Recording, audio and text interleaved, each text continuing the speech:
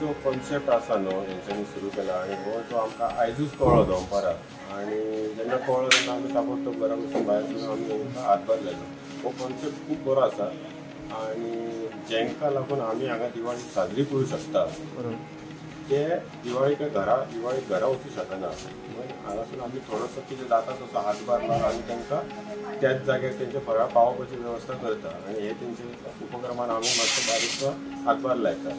आमकांय मातशें बरें दिसता की आमचो खंय तरी तांकां मातसो हेल्प जाता. Yes, thank you sir.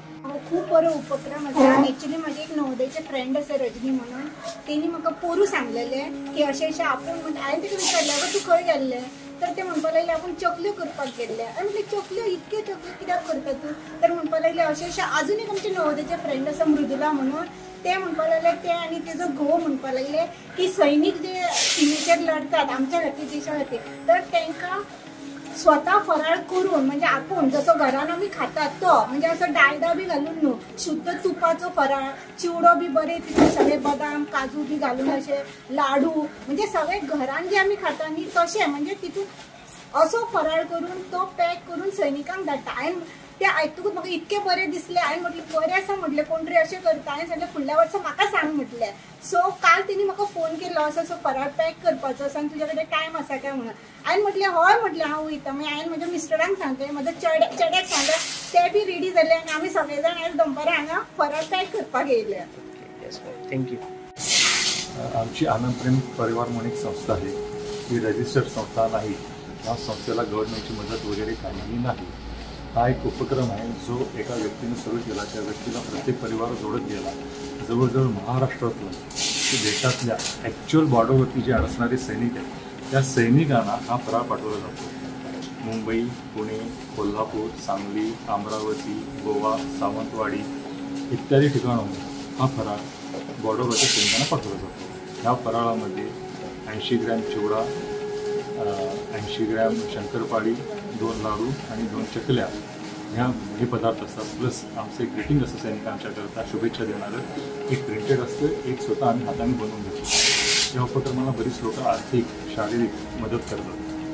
हा जो उपक्रम आहे तो उपक्रम करताना ज्या ग्रीटिंग असते ती ग्रीटिंग ज्यावेळेला सैनिकांना पोचतं ते सैनिक त्या ग्रीटिंगवर असलेल्या नंबरवरती फोन करून त्याला फराळ पोचता म्हणून सांगतात. जो आम्ही उपक्रम सुरू केला तो प्रत्यक्ष शेवटी सैनिकापर्यंत पोचतो. तो पोचल्यानंतर ते फोन करतात. फोन करताना त्यांना याचा एक आगळा आनंद जे मदत करतात तर लोकांनाही होतो. अच्छा, मला एक सांगा, आता एवढं सगळं करत असताना फायनान्शियलीचा कसा काय विषय असतो?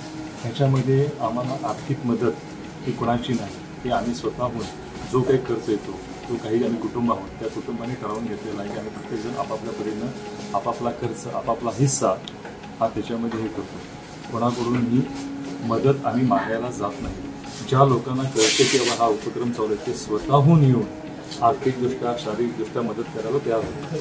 कोण 10 रुपये देतो, कोण 100 रुपये देतो, कोण 1000 रुपये देतो, कोण 5000 रुपये देतो. ज्यांना हा उपक्रम आवडला आहे, ज्यांना उपक्रमाची महत्त्व कळलेलं आहे, हे सर्वजण मिळून ह्या उपक्रमाला स्वहस्ते खुशीने मदत करतात. आता दिवाळी तुम्ही आता पाठवतात त्याआधी किती महिने अगोदर तुम्हाला हे सगळं प्रिपरेशन करावं लागतं तयारी?